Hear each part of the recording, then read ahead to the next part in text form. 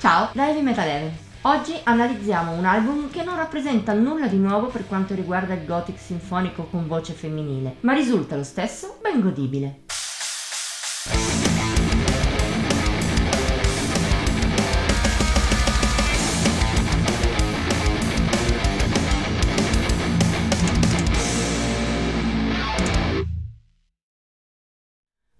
Anni e mezzo. Tanto è il tempo passato a quando ci siamo occupati dei Bleeding Zero. Nel marzo del 2016 sulla vecchia webzine abbiamo recensito l'EP d'esordio di questo gruppo di Pistoia, Sinophiliac.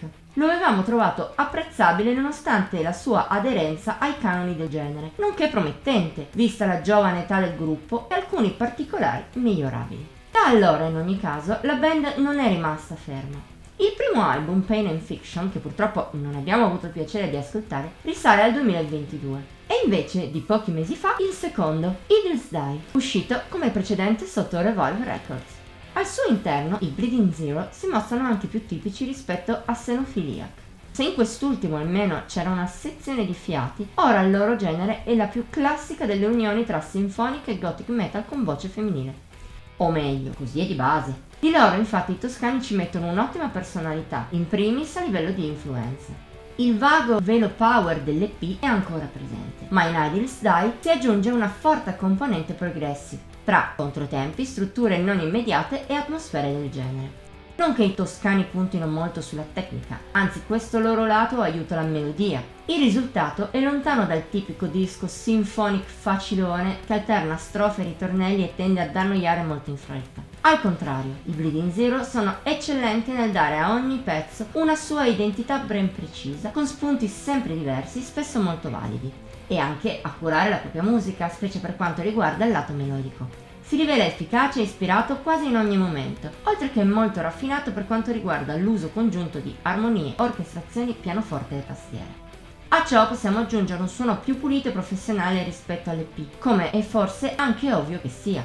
Anche la voce della fondatrice, Rachele Olimpia Manfredi, è migliorata. Già ottima in Sinophiliac, stavolta è semplicemente perfetta. Anche questi sono ingredienti preziosi per una scaletta piena di episodi brillanti, a partire da Close, singolo semplice e catchy ben costruito per incidere e mettere in mostra al meglio le capacità di Manfredi. Oppure possiamo citare Porcelain, raffinata e sognante, sia nella struttura principale che nella frazione prog centrale. O ancora Monsters. Riesce a essere l'episodio più prog del disco senza snaturarsi rispetto al genere di Bleeding Zero, né perdere di musicalità. I picchi assoluto di Idles Die sono tuttavia la coppia Under the Spell, Save My Heart e poi Hollow. La prima ha un refrain orecchiabile e un oscillare tra un'area pacifica e una grande intensità, come anche bei momenti grintosi che la valorizzano. Non parliamo poi della seconda, una progressione davvero ben costruita, con piccoli influssi prog e un dualismo tra lunghi passaggi calmi e altri all'improvviso drammatici, il tutto adornato dalle ottime tastiere della stessa Manfredi. Forse però la migliore è proprio la terza, dai toni fantasy, magici, pieni di spunti eccelsi che vanno dal ritorno dei flauti a un chorus a presa rapida, passando per puntate nel power e una struttura tanto complessa quanto ben scritta. Anche il resto però ha molto da dire.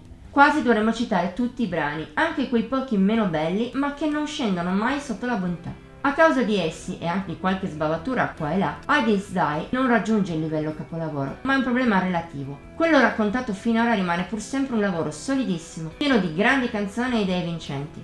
Forse gli manca un filo di magia rispetto a Sinophiliac, ma a livello di qualità ne è un successore più che degno. Ecco perché non possiamo far altro che consigliarti i Bleeding Zero, soprattutto se ami il sinfonico e il gothic, ma sei stanco dei soliti gruppi tutti simili tra loro. Siamo piuttosto sicuri che se gli darai una chance, il gruppo di Pistoia sarà capace di appassionarti di nuovo al genere. Voto di Heavy Metal Eleven 86 su 100.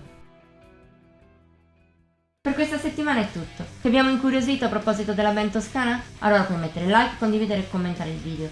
Ti esortiamo inoltre a iscriverti al nostro canale e a cliccare la campanella degli avvisi per rimanere sempre al passo con i contenuti pubblicati ogni pochi giorni. Puoi infine seguirci su Facebook, Instagram e Pinterest. Trovi il link in descrizione. Ci vediamo la prossima volta!